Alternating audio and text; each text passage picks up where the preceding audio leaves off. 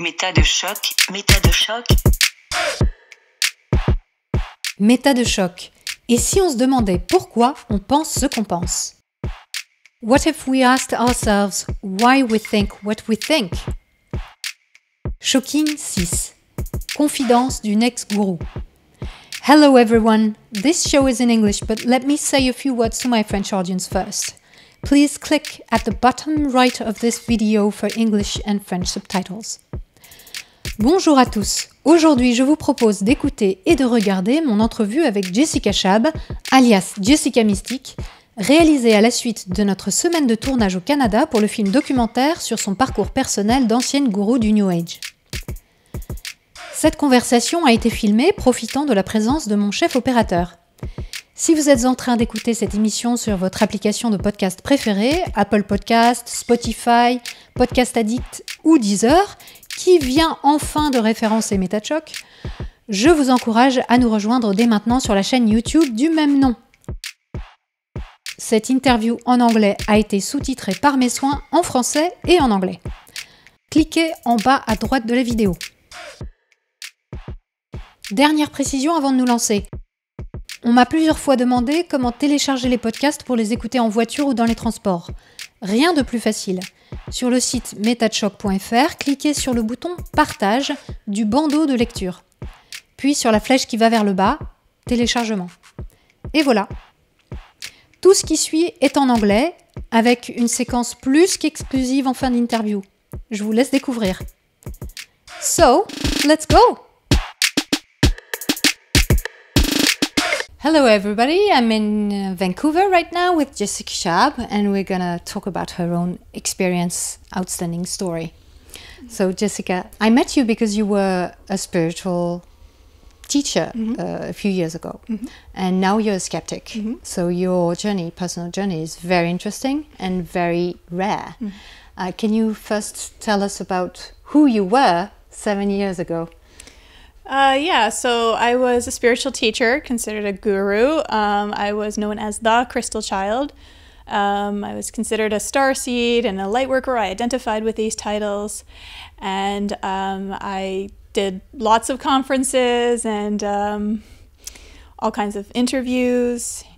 And what is a Crystal Child? Can you explain to the people who are not familiar with the New Age? In the New Age field, we believe that there were indigo children and crystal children and star children and diamond children. There's many different titles of children. Rainbow children, yes. Crystalline children. There's so many different kinds out there. But the most popular at that time were the indigo children. And they were more like system busters is what they were considered. So busting what? Busting the system. System what busters. System? Basically the way the world is right now run with the government, they were meant to like stand up to this. So there are people who are like protesting and stuff like this. I didn't really identify with that. And then I found out about the crystal children, and the crystal children are more about love, unconditional love. They're sensitive, they're intuitive, they're healers. And I identified with that, or I also really wanted to be that. So I took on that title in hopes that it would inspire others to, as I thought this would be a good example. Why did you want to be a crystal child? That's a good question. Was it comforting? Was it? Yeah, no, it was comforting. Not just to me, but to others as well. I felt that we didn't really have a good example. And I felt that would be the best kind of example. And it was also cool, right? You have abilities, you can help people, you can heal them. And I had many people believing that I could heal. I even believed I could heal at one point. Now I understand it's just placebo effect. But so it means that at the beginning you didn't really think you had abilities or you could heal people? Is it because people gave you some feedback that you then believed you could heal? Yes, it was more like this at first. I just started to put myself out there and talk to other people that I felt were like-minded. And I just had confidence talking to people who had a more familiarity of these kind of beliefs. And with that, I was able to, establish the sort of an identity with them and even an authority in which they felt that I could help them and heal them. So for you, would you say it was nice having this feeling you could help the planet, you could help people? It's a double-edged sword. So it was nice in a lot of ways, fun, like an adventure, the ultimate adventure, and you're a hero, right? A lot of people aspire to be a hero, and also like an X-Men with abilities, so it's that. But at the same time, it was overwhelming because all the weight of the world is on your shoulders, like an Atlas complex. Everybody's depending on you, and you have to meet all these different expectations that everyone has on you. And if you can't heal a person, then it's your fault, right? And then what do they do, right? So it's very challenging in this way. And so I always fluctuated with this. So I had this feeling like, why me? But at the same time, it's like, well, if I can, then I should. Because I can't do nothing at this time. I can't have children one day and tell them I did nothing at this time. It's true, I think in our society at the moment, we feel so uncomfortable with what's going on. We know that we are doomed to fall at some point. Right. Our society it's too much pollution, it's too much violence in a way, and manipulation, corruption, and we want to do something about it. So I think people are drawn to the New Age because they want to do something about this. Correct. It makes you feel not useless. Yes. There's something you can do. Yes. Also, there's a frustration and with the corruption that's going on, and we need something to believe. We need a title. We need someone to fight, and to have some sort of idea of progress. So therefore, we have like the Illuminati, the powers that are controlling our government and our banking system and media and all of that, brainwashing people. So this is the evil power that we fight over, right? To try to have a different life that's not so repressive like the way things are right now, how expensive it is, how we felt at that time that this isn't how we were meant to live, that it was like a kind of a matrix that we had to like get out of. You were there. Yes, I was there too. Yeah. But how did you end up believing those things? How were you educated? Does it come from your childhood? Yes, it definitely comes from my childhood. It actually comes from trauma. A lot of people who believe these kind of things, it usually comes from a kind of a trauma. It comes from a kind of a boredom or a frustration with life, needing to do something, needing an identity, not knowing what to do with themselves. But for me in particular, it was because of trauma.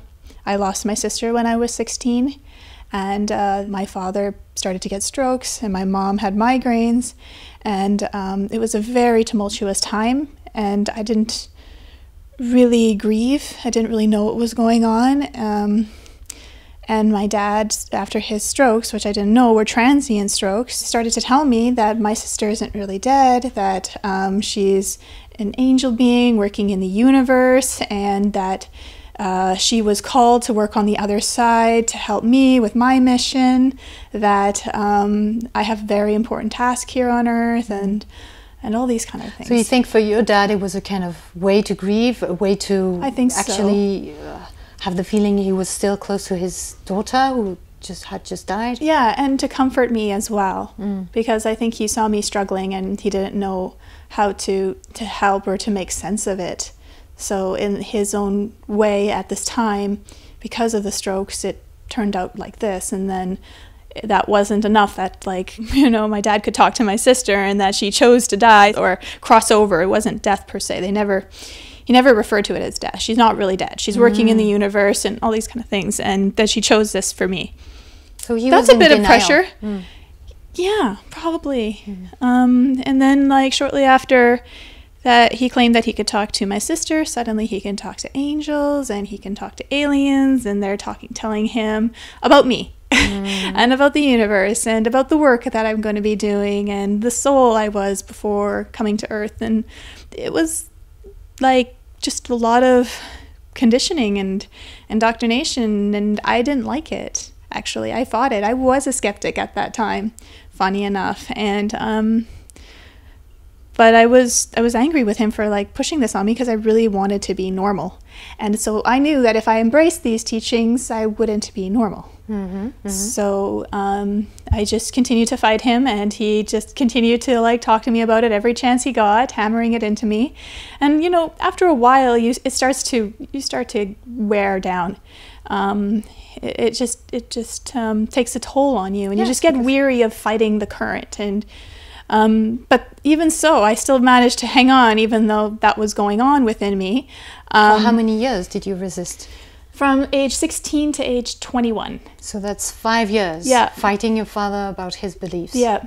Not to mention other people who he talked to about me that, you know, tried to convince me of the same thing, and then books, and then videos. And so you were surrounded by it. Pretty much, yeah. So it started to feel like, well, what if this is true? But the final thing that really knocked me into it fully was when my dad then died. And right before he died, I was really angry with him, and I just lost him, and I said some really hurtful things. And then he died shortly after. And because he was talking to me so much about how our thoughts create reality and be careful with your words because they become your actions, it felt like I was the reason that he died because I wasn't aware of my power. You felt guilty. Oh my gosh, I felt so guilty. And the only way I could comfort myself is that, like, well, what if my dad is telling the truth, you know, and I'm ignoring this mission? And how can I be close to him? How could I make it up to him? And so something happened within me in which I felt that his guides were now talking to me, and they were trying to comfort me. And they're like, no, you didn't kill him. You actually helped him cross over. You made a deal with him that at this time that you would be a bit harsh with him because that's what he would need to get the hint. And even though you were saying those words, what you were saying on the soul level was, it's okay, Dad, you can go now, we're fine. Yeah, so these beliefs were in the end comforting you and feeling less guilty about your father. Is the only way, to make up for it. But when you're talking about guides, what do you mean exactly? Were you in contact with entities? So spirit guides is what I mean. So I'm guessing my dad was talking like he seemed to have guides, but not channeling like most people, like, you know, about where people's voices change and all of that, and not necessarily hearing voices. It would more just be like thoughts downloading to you, like spontaneous thoughts and words that would just come out of you. So like reflex thoughts, intuitions. You'd ask a question that and a person would say it was his guides. He never used the word guides. I think I took the word as guides. Okay. But he thought it was true. I mean, he was certain about himself. Oh, for sure. Yeah, he was definitely, And I'm just like, but you're not normal. I just want you to be normal, you know? So I just realized I was never going to be normal. So if I can help people, and if this is what I'm supposed to do, and if it's true, then let's see, basically. So that's when I just threw myself into it. I just did a 180 change. Yes. And I just started to look for other people who had similar experiences. I thought maybe I can help others, you know, prevent what happened to me and my dad happen to them. And so I kept looking for people online, and I wasn't able to find. And then one night I think I fell asleep, and I woke up and I saw this page about starseed contacts. I wrote every single one of them. There's 50 of them. And most of them responded to me. And they just felt really resonated with my message I gave them. And they were also looking for peers. I think so at that time, because it was quite taboo. It's strange to see. New. But at that time it was very new and very taboo, and it was hard to find people that you could talk to about these things. But they were very inspired with me, and that gave me a bit of confidence. And at the same time, I wasn't able to function. I wasn't able to keep a normal job. I wasn't able to do anything but talk about these things, and I just was overwhelmed with the messages within me that I wanted to share. So you were very engaged in it. Yeah. And I think I threw myself into studying some books as well. And I like to think I could download those books to my subconscious mind, so I would put it under my pillow at night, right? I would dream about those books. I remember I became very lucid dream, and I would also be able to control my dreams. I was able to make things happen. That's a well-known technique, actually. Yeah, lucid dreaming. It's very easy for me. I always know I'm dreaming now, and I can fly and do all these different things. But you gave to it a kind of a spiritual twist. Well, absolutely, yeah. And then I could work with other people in their dreams, or like when I started making videos, if kids saw my videos, they'd be like, oh, I know her. She came to me in my dreams, right? Yes. So it just created all these different things. But when you say you had guides, or you felt you had guides, how did you get those messages? Was it when you were sleeping? Was it like your father having intuitions and thoughts coming to your mind? It was like my father having intuitions and thoughts coming to my mind. And so you interpreted this as spiritual. Well, I didn't think I could possibly know these things, so it had to come from somewhere. So I felt it came from my dad, who is now a guide, and probably those other beings that were trying to talk to him were now my guides too, and then my sister on top of it. So, and I'm like, well, if I have these as guides, then maybe there's other guides, so who else can I connect with, right? And see what kind of wisdom I could get. And so now, tree guides or things like this, that animal spirit guides. And now what do you think about this? The fact that you thought you had guides? I mean, I can see it was, I was trying to comfort myself with it, but it also creates a lot of contradictions, confusions, and also a lot of biases, right? Because you can rely on it and you can try to get wisdom from it and answers from it. It can really mess you up. And I guess everything that happened to me, I started to think was my guides. Even things that were really unpleasant, and I couldn't understand why I would choose that or why my guides would want that for me. So I started getting upset with my guides, and I'm like, can I fire them? Can I just get rid of them? I don't want them. so yeah. And now what do you think those guides were? I think they were just my confusion and my pain and guilt and creativity coming, you know, at me in this way that I maybe felt was familiar and comforting. So you think you could say that you were kind of making up a kind of parallel life through these thoughts? If I was, it didn't feel like that. It's very hard to tell the difference between making it up and just like intuition coming to you. Yeah, but these intuitions were very much driven towards the same goal. Well, they were influenced. Very spiritual. Yeah, by that. So there's something that happened where it just merged and just blurred the lines between reality and fantasy. And you have a lot of imagination. Or delusion. Yeah, I have a lot of imagination. Yes. I love like fantasy stories and science fiction. Really like it. I like this as a potential for, you know, for our potential. And where do you think those beliefs came from? Because you were not raised at the beginning in those beliefs. You were raised in a Christian kind of background. So where did your father get those beliefs? I don't know. That's again why I thought he was talking to some beings, channeling, but I did find out that he had some friends in the past or coworkers that were aware of Pleiadians and this kind of books and material. I mean, this has been around since a long time, like you were saying, 100 years. But there was all kinds of like channeling books in the 60s and the 80s. There's a lot about Pleiadians and aliens, so... Yeah, he got the information. Yeah. He was kind of indoctrinated. He swears he saw a UFO when he was a kid and that they put a chip in his brain. He told me this story of how he went to the hospital to get his brain scan, and his guides were freaking out because if his brain was scanned that they'd find the chip. So he was kind of paranoid from the start, like thinking he had something special in his mind and he should hide from the authorities and stuff like this. He wasn't someone who ever thought he was special. He was a very humble person, trying to make sense of these kind of whatever he experienced. To him, he says that like because the hospital, they didn't want the hospital to discover the chip. He said that they made a blackout in the hospital for 3 seconds, which then the machine didn't work. This is the story. I don't know exactly, but I think he was just. Because he also had trauma. I think his father died when he was 9, which might be around the same time as the ships. I think it was his way of comforting. I don't really know. I'm not saying these things aren't true or not. I just don't like how, you know, it shaped him to the point that he couldn't, you know, be there as a father anymore. I mean, he was a great dad from what I remember when I was younger. Yeah, he was very gentle and supportive and playful and creative, you know.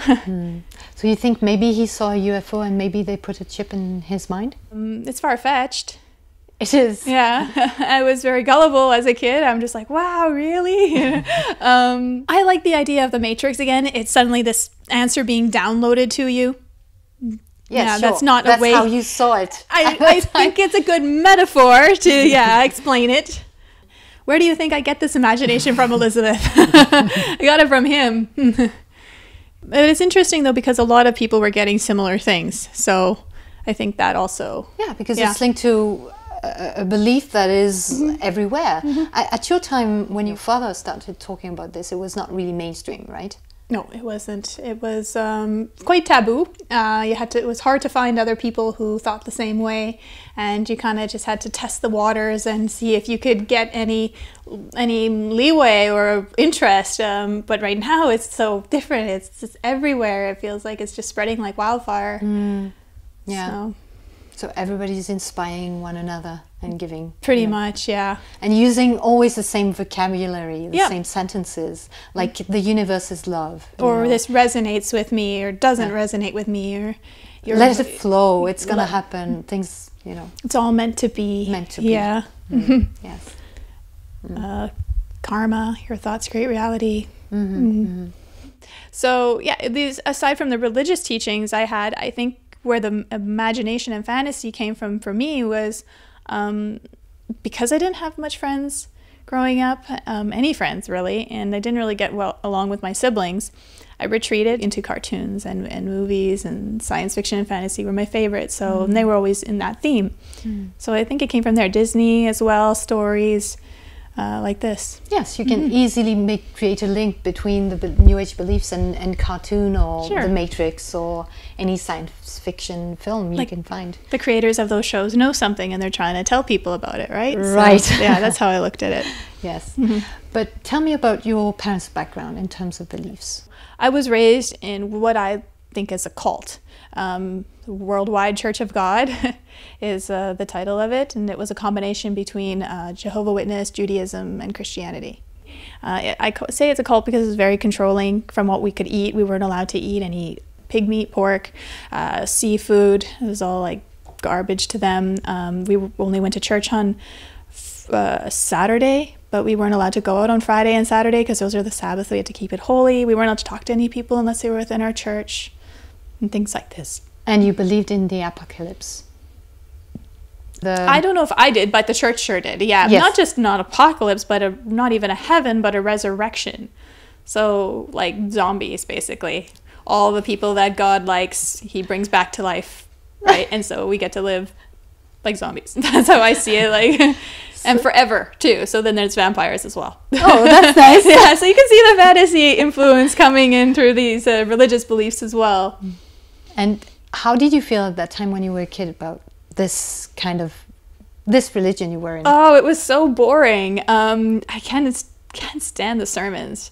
It's just some guy going, blah, blah, blah, blah, blah, God, Jesus, this, that, devil, blah. And then we have to stand up and sing and write all, so.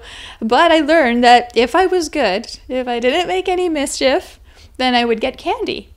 So, and I would get approval and like praise and also what I associated as love. So for me, it just became worth it. Okay, so I can memorize the Bible chapters for you, sure, right? Then I'll be thought of as good. So this is where it started, this idea of goodness, motivated to do things where I think it's good. And that's make something me good. That is very ingrained in your mind. It's behind my decision making, my idea of goodness, my guilt, and curiosity. And you think those three things led you to the New Age? Oh, absolutely, definitely. It's very clear. So actually what you're saying is that this culture we're in introduced you to a way of thinking about guilt and sacrificing yourself to do good, and made you continue on this path even though you left it because you became a New Ager. You left the cult. Sure. But you stayed in this mindset because it was ingrained? Yeah, I mean, it's very difficult to leave. It's all you know, right? So how do you step out of that and question that? Just subtle things, like a man comes first in a relationship, you need to sacrifice yourself for what you believe in or the people you care about. So it's so subtle. It's hard to like look past that because, again, it's also associated with goodness, as a good partner, as a good person. Like, it's really hard to question goodness because Goodness is something that you just look you at take and for granted, yeah, and you exactly. think it's an ideal you have to like love. fulfill. You see a folder on your computer that says love, you're not going to check it to see if the virus is in there because it's such a nice, thought love invokes. So the virus could hide in there. Yeah. So you think that those ideas that came from the cult you were in about goodness and sacrificing yourself were things that you actually continued on trying to have in your life and led you to the New Age or made you believe in the New Age? Yeah, it definitely contributed and made me believe in it more because the New Age is very much also about goodness too. But all beliefs, really, the theme is goodness, right? But not just within religious or spiritual New Age, but also like within our daily life. We want to be a good person. We want to be a good partner. We want to be good to our friends or people that look up to us. So what does a good person do? They will sacrifice himself for others. Right? So well, you don't have to sacrifice yourself, but it's seen as like a hero and like the ultimate act of like selflessness and things like this. So you think you sacrificed or you wanted to sacrifice yourself for your cause when you were a spiritual leader? I didn't want to. I felt I had to. I felt like because it was a test of character, what you are doing, and also again the mission. Usually people sacrifice themselves for their mission. That is a running theme. So you had to save the world. Well, it goes hand in hand. I didn't have to save the world, but I had to inspire others to help me. If it's not so much like we have to save, can we? And we should try to see. We can't just be like, well, that's too big. That's way above my head. I'm not going to bother to try. I'm just going to watch as the world gets more messed up. And, not... Like if I have kids one day, I don't want to tell them I did nothing. I want to tell them I did everything I could to, give them a different world. Yeah, it's true. I think many people in the New Age are inspired or want to belong to this group because they think they can do something for Earth or for Western countries or for their families, and they think they can do something about it. They have the feeling that with the New Age they can actually change the energy of the world, or make that there won't be any wars anymore, this kind of stuff. Yeah, have peace, live outside of the matrix, be in eco-communities, be more conscious. And a lot of these things are really, they sound really good, but then they don't really work, unfortunately. They're really intangible, and there's always some kind of politics where some person is like, you have to follow my ways of living if you want to stay in this community, otherwise you're out. Yeah, and not only that, I mean, thinking that you can change the world just by meditating with positive thinking. Yeah, no. I mean, and most people actually think it's true and that it's scientifically proven, but it's not the case. Yeah, I mean, the thing is people see a little bit of results and they get excited and think of it in the whole bigger picture kind of a thing. And then they're like, that's the way to the enlightenment and the shift and all of these things. Yeah. Maybe that meditation made them feel better and they think that it has an impact on the whole world because there were many people meditating at the same time. It's not working this way. Well, if that was the case, then I mean the world would, we would have figured that out, and there's already a lot of people meditating.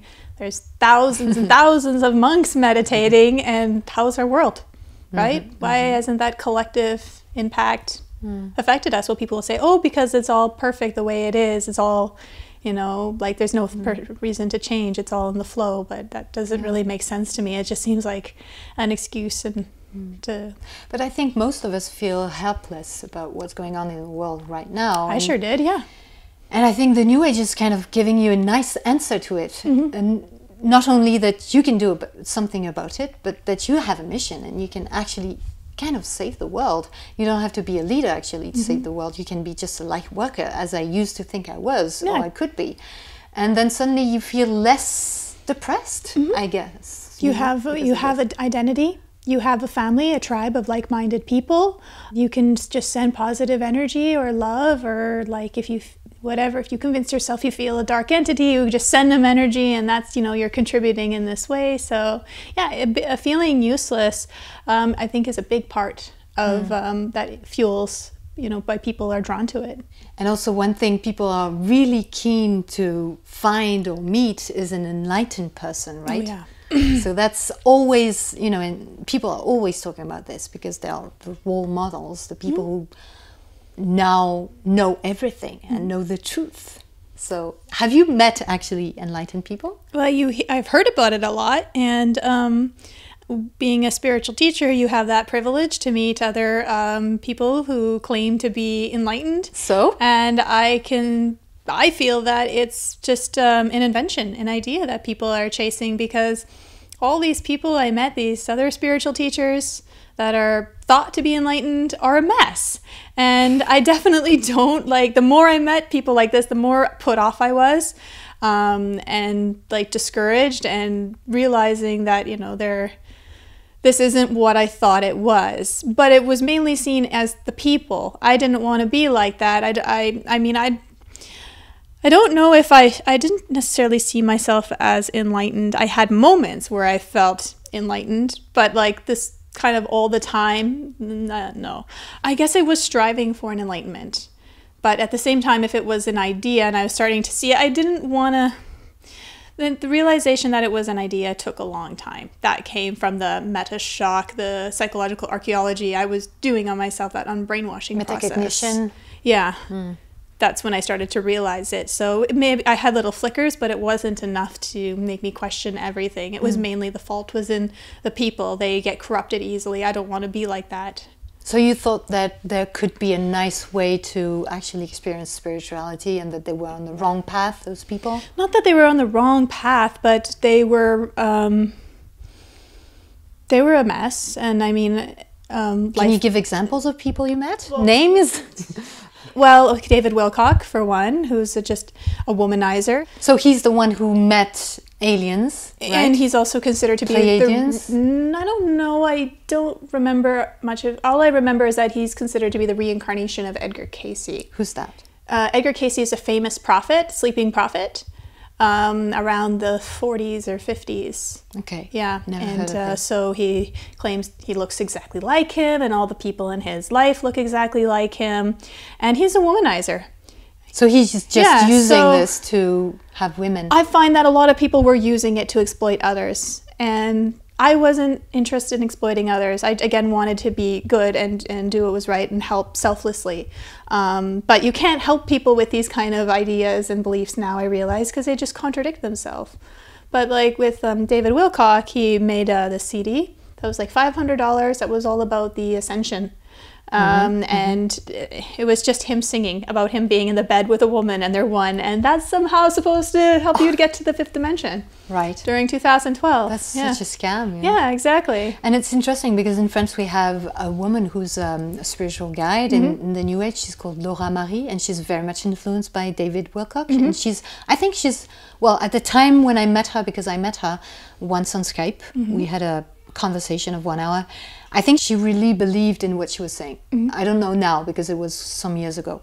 But she really believed that David Wilcock and other people, David Icke and all these people had the truth. And she believes in the ETs and aliens, these messages they're giving. So the problem is those people, they inspire so many people. I mean, the followers, but also the other spiritual teachers who are around them, and they're taking ideas from them and then communicating and giving, you know, transmitting all those beliefs again and again and again, those ideas. It's and who else did you meet? So David Icke's wife as well, and she's supposed to be enlightened. She's very involved in spiritual beliefs, let's say. And she was telling me, though, that when she was with David, that he's very influenced by psychics, and they basically make all the decisions for him. So I think that maybe there are teachers out there that have good intentions, but they're controlled or managed by people who don't. Some of them. As well. So that's also going on. So David Icke is all about reptilians. Yes, right? that's he right. He is kind of getting information from aliens through channeling. Yeah. And these aliens are talking about the evil side, the reptilian aliens. Yeah. Yeah. Because these people are not necessarily well known in France, because you need to know English, and they're very North American too, so it's but not I'm necessary. sure they have books translated in French. Yes, sure. And in sure. Paris. Must be. I'm sure, yeah. And you were talking about another woman you went to see in a ranch? Yeah, this was a UFO ranch, James Gilliland. I don't remember her name. She was very beautiful. But she was just a bitch. And everybody was like, she's so enlightened, she's so advanced, she's so psychic. And I think maybe she claimed to be Arcturus or something like this. Okay. And she's just really cold and really superficial. And it was clearly an act for her. So, I mean, and they're like, they just are a mess. Their personal life, their relationships are a mess. They can't manage their own life, yet they're like giving other people advice on how to live their life. So You talked to her? You went to talk to her? I tried to, but she just was like, who are you? You know, you're like, I'm too good for you kind of a thing, right? So, yeah, and like the Palladium books that I came across, I think, after my dad passed, would be Barbara Marciniak and Barbara Hanclau. And they also were like quite like a mess as well too, and just consumed in their rituals and routines, and again just an act, and again put me off. Yeah, I can imagine the difference between reading texts that you love so much and feel like poetry or imagination or talking to these beings, yes, and how exactly. it must have changed, like what kind of person they must be for the beings to select them, and then you meet them, and it's just disappointing. Very, very disappointing. Yeah. So when you realized that those people who were supposed to be the ones guiding, you know, because they were enlightened, were not that enlightened, to say the least, what did you think? Did you think, okay, this is all bullshit, the New Age is no good? Or did you think, okay, they're not good enough, I can do better than them, or what? It's very difficult to question all of the spiritual belief. I just thought that maybe there's some wrong spirituality, so I wasn't able to question it all. I just felt I was discouraged. I remember that like I didn't want to be like this. And it made me uncomfortable because I saw that my followers were looking at me in similar ways. And I don't like that they're not actually seeing me as me, and then all this pressure as well. So I would say it was a contribution to a crack. Yes. For me. That made me think and shook me a bit, but wasn't enough. Yeah. So what made you really question your beliefs then? Well, there was that time I told you where I thought that they were under a spell, that time I burped in Spain. Yes, tell me about this. So it was right after a conference in Spain. I gave my speech. And you were very famous in Spain, actually. Yeah. You had many followers. Yeah. After that speech, everybody was looking at me like I'm so advanced, and just this look in their eye was freaking me out. And I could see this admiration, and oh, must be, you know, she's an angel, and all these kind of things. I could kind of hear them whispering, and I just didn't like it. It felt very weird, like a Twilight Zone moment, and like they're under a spell. What can I do to snap them out? And I'm a tomboy. I have 3 brothers, and you know me, I'm uncouth, and so I just decided I would do a really big burp. So very poetic on stage, arms outstretched, you know. It was quite a long one too. I was quite proud of it. Just to prove a point, right? Because that stuff's kind of taboo in Spain, though, by the way. And I just decided to be cute and just point to my translator and say it was him. So you burped in public on stage, and you said it's him. Yeah. Right. Yeah. And then he was like, no, it wasn't. It was you, Jess. And just when I was about to say, yeah, of course it was me, I hear... Obviously. Yeah, obviously. They all saw me do it. It was long. So I heard, how dare you accuse Jessica Mystic of such a thing? It was you, you pig. So, okay, wait a second here. They saw me do it. So your name was Jessica Mystic at the time when you were a leader. Yeah. Yeah. They saw me do it, but they refused to believe I could do such a thing. They refused to see it. So they created another memory, another scenario in which it was the translator. That's incredible. Yeah, that was really scary and like baffling. And again, that wasn't enough either. So, and also it was this issue that I was having with Jessica Mystic, this alter ego was like strangling like Jessica Schab. People liked Jessica Mystic more. And so this created a complex within me, right? And made me wonder about who I was without my beliefs a little bit. Also feeling the pressure with these guides, in which like, I don't want to choose these things that's happened. I don't want to choose. What do you mean? Like, you're everything that happens to you, you chose it. Your soul chose it. And no. Yeah, you didn't think that you had chosen such a thing. No, I didn't choose to be with this jerk. I don't believe that. I don't believe I would want to continue to be in this impossible relationship, right? You had at the time. Yeah, exactly. So things like this as well. So it was many things in which I just decided I needed to just leave and leave the country, basically. And I went to Indonesia, and that's where I met someone who had me, like, I was surrounded by people who always, who were on the same page as me, who believed the same things. Yeah, you were in a bubble. Yeah, exactly. And it was hard to question it when you're in the bubble because everyone's singing your praises, right? But here I met someone who was like, are you sure this is true? Are you sure? And that was really, like, they provided a space for me in which I could, like, just take the time to think and dig within myself, and am I sure, ask myself that as well, to start my unbrainwashing process, as I like to call it. It just felt like a drug rehabilitation center, because I was a drug dealer and I didn't even know it. So why do you think you were a drug dealer in this movement?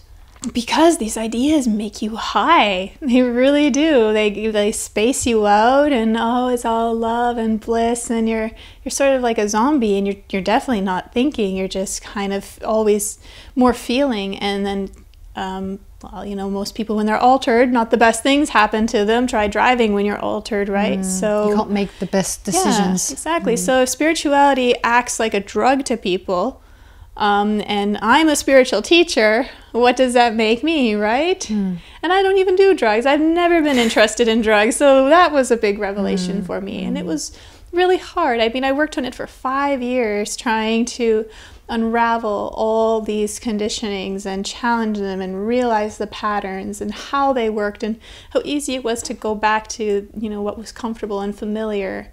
Sure. Yeah. I guess you were tempted to go back to your beliefs in a way. Well, it's easier. Was so easy. Yeah. I have an identity. I can survive that way. I have people supporting me. I have friends. Yeah, and it was your job, actually. So you had to quit your job in a way. Yeah. So you had nothing left. That's right. I'd start from zero all over again. So that's why it's scary, I think, for people to question it. They don't want to start from zero. They don't want to believe that they were wrong.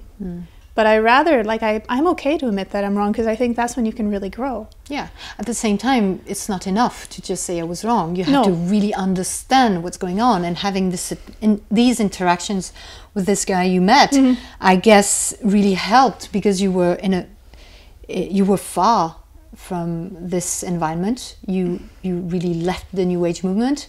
You made videos saying you questioned it, and I guess it was the only way for you to actually think in a different way, learn how to think in a different way. It had to be really intense. It had to be like a complete isolation from everyone, and to think and figure it out, and then start to make videos and share that, and have like my followers turn on me and say I'm evil, I'm a traitor, I'm brainwashed, and all these things. But luckily there were a few people that were able to, realize what I was trying to say, and didn't want to be at the mercy of their spirituality, a slave to it as well, and saw the problems it was creating for them, and were willing to question it and willing to work with me to unravel this. So yes, yeah. For example, we met this week in Vancouver a girl who was a follower of yours, and it's very interesting to see how, as a follower, it was so difficult for her to leave this movement. She's only left 2 years ago, and it's so interesting and touching to see how she's struggling still after 2 years to think in a different way, because it's like a reflex. You just go thinking, you just think in the same old way. It's so easy. No, you have to think, okay, just one moment, is this a reflex? Is this the old same thing? Is it New Agey, or is it normal kind of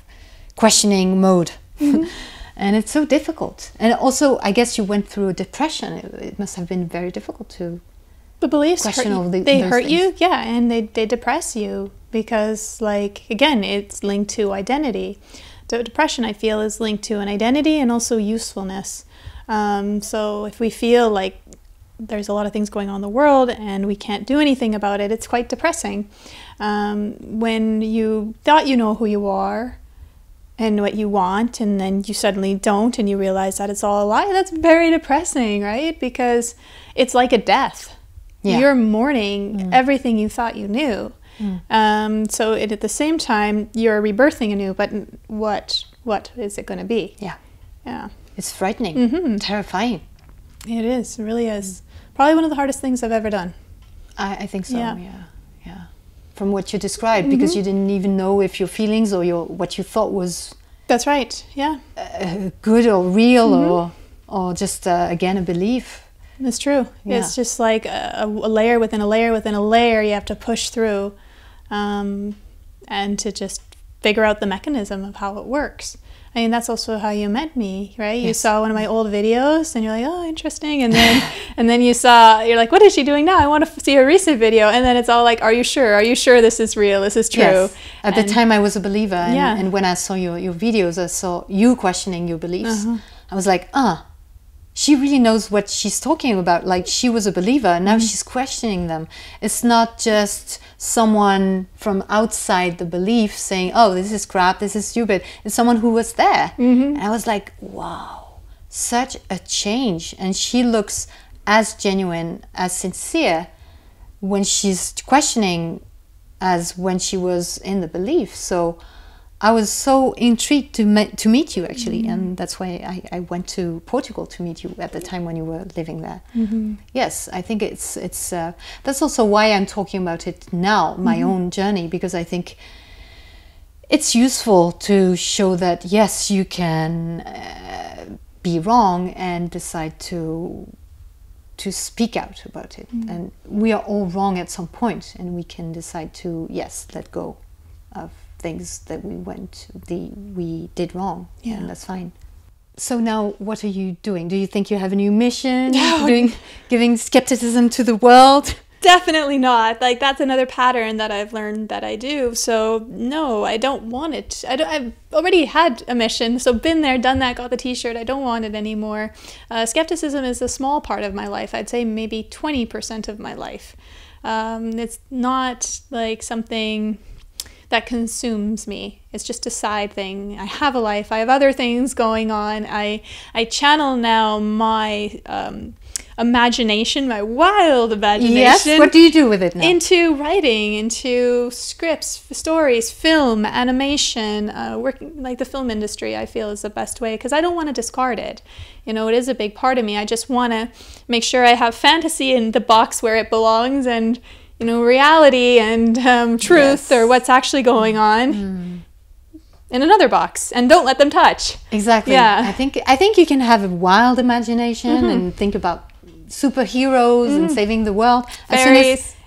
Fairies, of course, for you. Yeah. And still know that it's not reality. It's not your daily life. You have to move on and have a job, normal job. That's what you're doing. Well, even if it is real, I don't need to get carried away. I don't need to find out what kind of message the fairies have for me. I don't need to like do rituals and meditations to connect with them, you know? Yeah, you still want to think it's true. You still want to think fairies can exist, maybe. I do. I have to confess I do. But I'm not going to let it get carried away from, again, like I've learned my lesson in that way. So I don't want to discard it because we don't know, maybe, but it, again, doesn't mean it's our idea of how we think it is. So in this show, in Méta de Choc show, we have a special slot, which is the stupidest thing you've ever done in your life. I'm not going to ask you this question because I think, you know, with these beliefs, you've done the biggest error in your life, I guess, going through this path of being a spiritual leader. Yeah, that could be one of the stupidest things I've ever done. Yeah, there's a lot of stupid things I've had captured on video to remind me forever. You know, they're not going anywhere on the internet. It's there. Okay. Well, thank you very much, Jessica. It was really nice having you in this show. Thank you as well, Elizabeth. So here we wrap up this show with Jessica Schab, and if you want to know more about her, she has a website, jessicaschab.com. So go there. Le bonus. A bonus.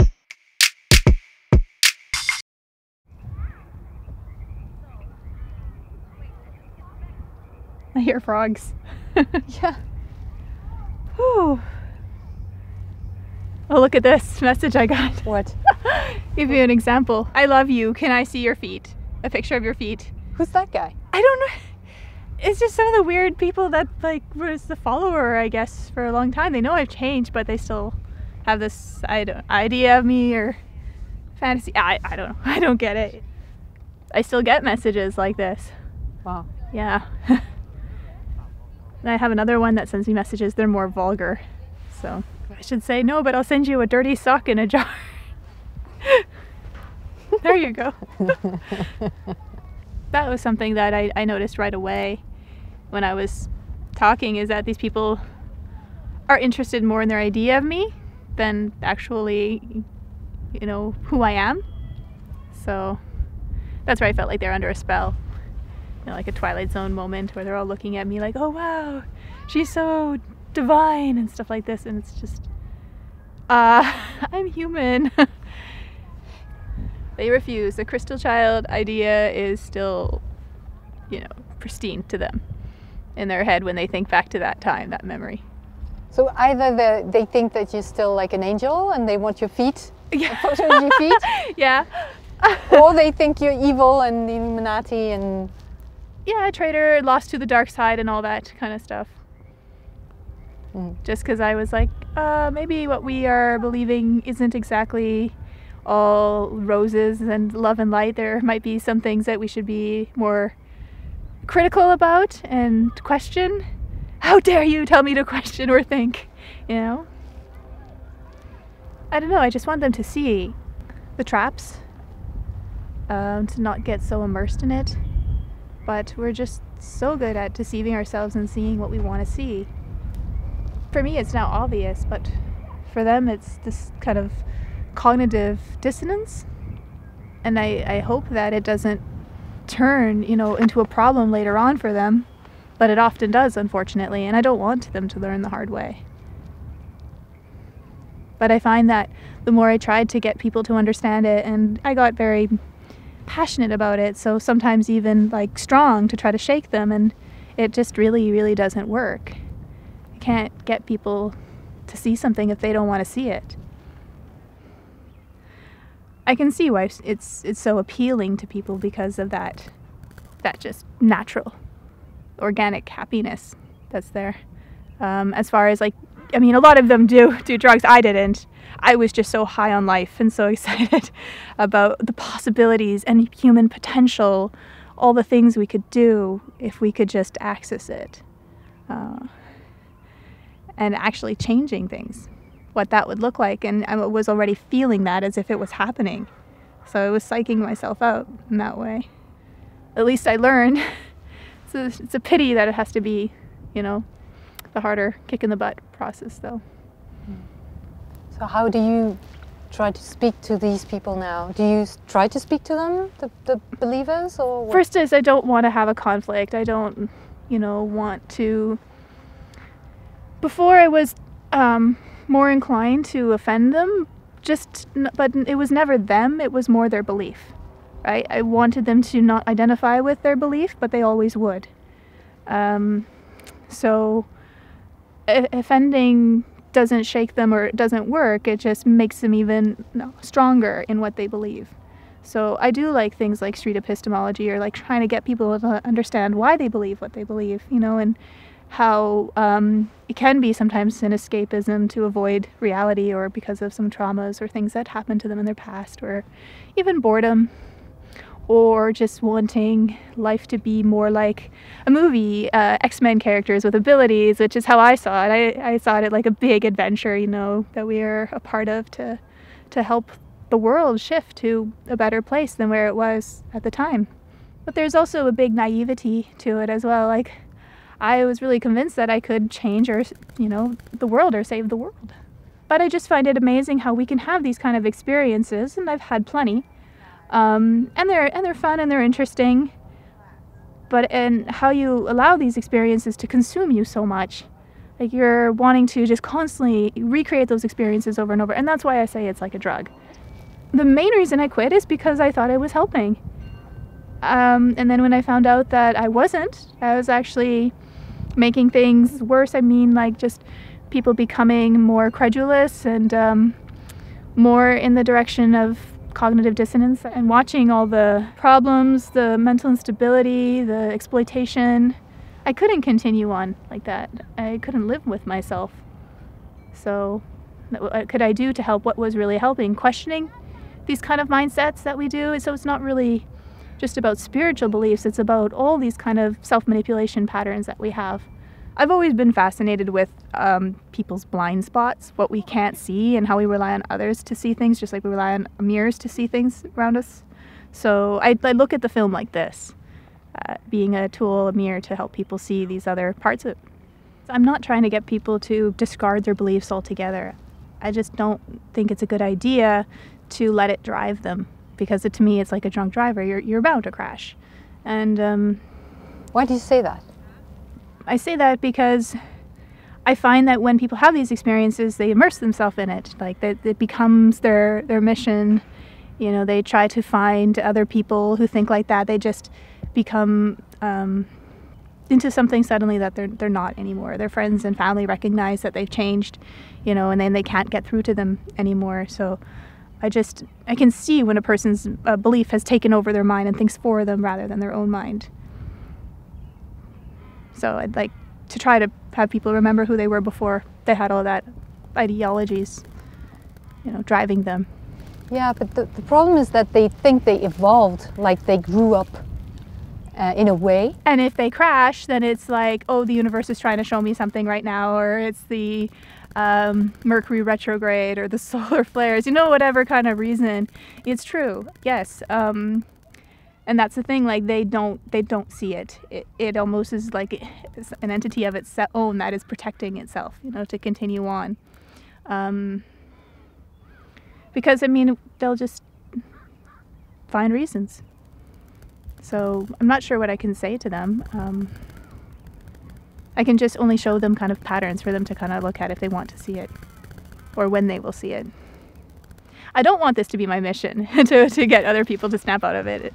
It's not my livelihood or anything like that. I just try to figure out what to do with myself now after so many years being involved in that and being a teacher of that.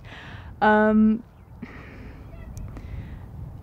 I mean, on the side, like I want to do something with that experience, with that story. I don't want it all to be in vain. If people can still learn from my experiences, then, and if that will help, then absolutely, you know, that's why I'm doing this.